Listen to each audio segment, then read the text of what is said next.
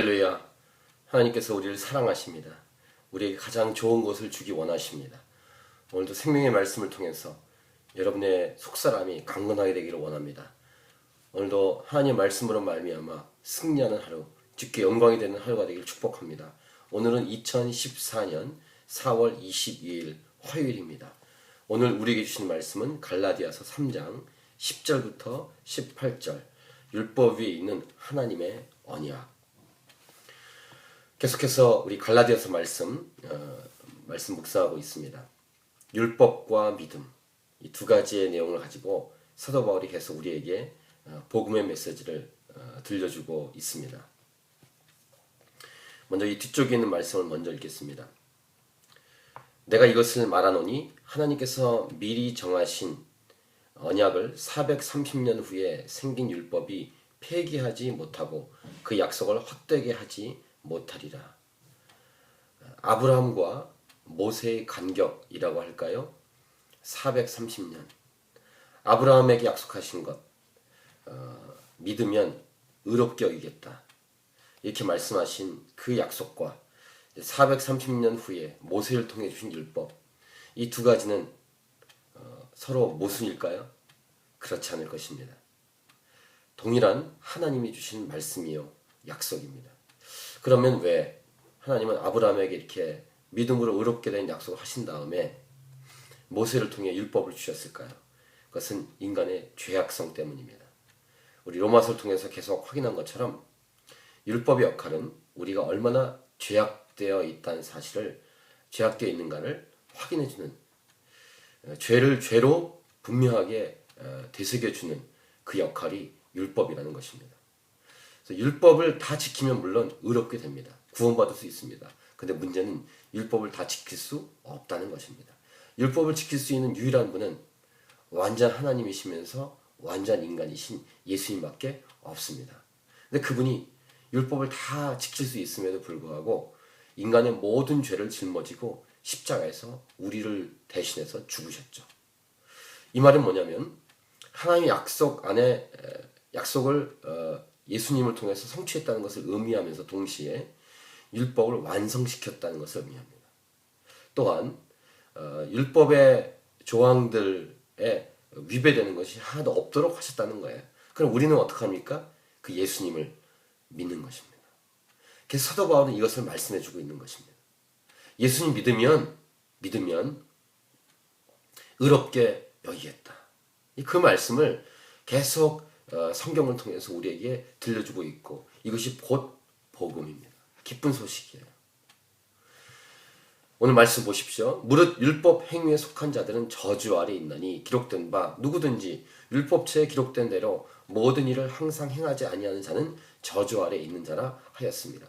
율법을 행해야만 의롭게 되는데 율법체에 기록된 대로 모든 일을 항상 행하지 않는 인간이기에 저주 아래 있다라고 말하는 거예요.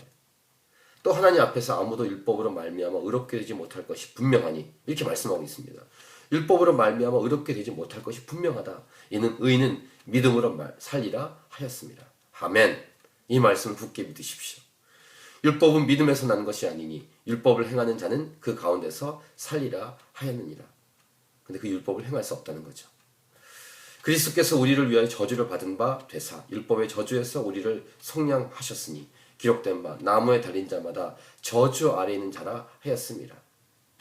그 다음 이 말씀을 주십니다. 이는 그리스도 예수 안에서 아브라함의 복이 이방인에게 미치게 하고 또 우리로 하여금 믿음으로 말미암아 성령의 약속을 받게 하려 함이라. 이 말씀이 딱 들려질 때 딱 가슴에 딱 찔리는 것, 또 우리에게 충격을 주는 것이 무엇입니까? 하나님의 마음, 하나님의 의도입니다. 아브라함 때 약속하셨던 그 하나님, 또 율법 때 모세를 주셨던 하나님, 이런 하나님의 의도는 무엇인가? 하나님께서는 어떤 뜻을 갖고 계신가? 곧 우리를 향한, 저와 여러분을 향한 무엇일까요? 하나님은 이런 것입니다. 우리가 잘 되길 원하세요. 우리가 복받기 원하십니다. 하나님의 복을 주기 원하십니다. 하나님 우리를 그렇게 사랑하십니다. 좋으면 주고 싶지 않습니까? 사랑하면 자꾸 주고 싶죠. 사랑하시기에 우리에게 예수 그리스도 십자가에서 죽게 하신 겁니다. 그 아들, 하나님의 아들을 우리에게 주신 하나님이 어찌하여 이 모든 것을 주시지 않겠느냐. 로마서 8장 32절은 말씀하고 있지 않습니까? 하나님의 의도입니다. 율법을 430년 후에 주신 하나님, 그 전에 아브라함이 약속하신 하나님, 이런 놀라운 하나님의 뜻과 의도는 저와 여러분이 잘 되기 원하고 우리에게 많은 복을 주기 원하신다는 것입니다.